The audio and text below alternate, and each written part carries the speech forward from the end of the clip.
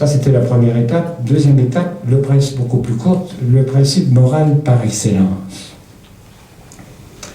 Cela étant, je crois qu'il ne faut pas craindre de relever d'autre part le rôle majeur de l'indignation, soulignant le mot indignation, du sentiment de révolte devant l'injustice, dans lequel il importe de reconnaître le principe moral par excellence.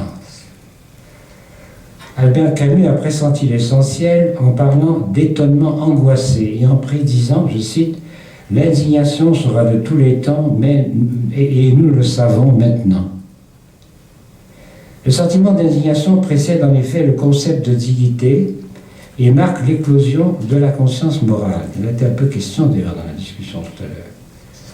On reconnaît d'abord la dignité humaine à partir du seul pathos, sentiment, de l'indignation. Est indigne, anaxios en grec, ce qui détruit ce qui est digne, axios. Alors, donc en grec comme dans nos langues, indignation et dignité renvoient l'un à l'autre.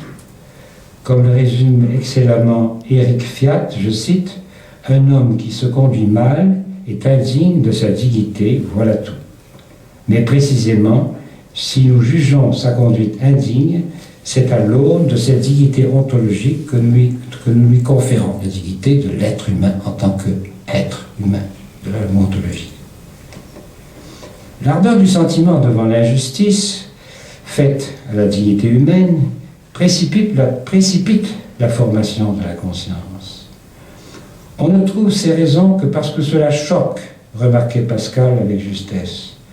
Le sentiment agit en un instant et est toujours prêt à agir, ajoutait-il, retrouvant en quelque sorte l'intuition de Platon sur l'éclair de l'instantané, to exaipnes, dans le Parménide par exemple.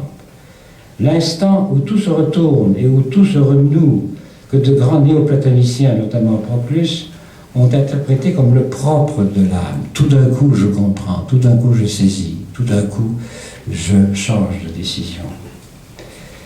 Le rappel soudain du bien dans l'indignation, lorsque nous sommes confrontés à une injustice, jaillit comme un éclair qui illumine. Si la recherche de la vérité s'amorce dans l'étonnement, dont j'ai parlé tout à l'heure, celle de la justice obéit ainsi à l'ébranlement de l'indignation. On peut discerner, en somme, deux modalités de l'exaipnes, de l'instantané, dans l'âme.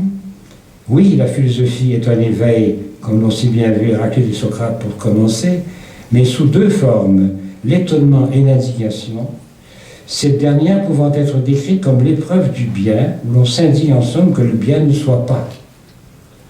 Un nouveau commencement s'instaure dès lors, celui de l'éthique et du politique. Cela sautera aux yeux chez Platon, bouleversé d'indignation devant la mise à mort par la démocratie athénienne, le plus juste des hommes, Socrate, ainsi que l'atteste la septième lettre de Platon. Alors, il y a un fragment, je pensais à ça durant la discussion tout à l'heure, il y a un fragment célèbre d'Héraclite qui dit que s'il n'y avait pas d'injustice, nous ne connaîtrions même pas le nom de la justice. Et ça, c'est déjà au niveau des concepts. Mais il y a quelque chose, que je soumets en tout cas, il y a quelque chose de beaucoup plus profond encore, qui est le sentiment, l'indignation devant une injustice, et c'est de là que tout part. Et vous voyez, encore une fois, c'est une sorte d'éveil en même temps.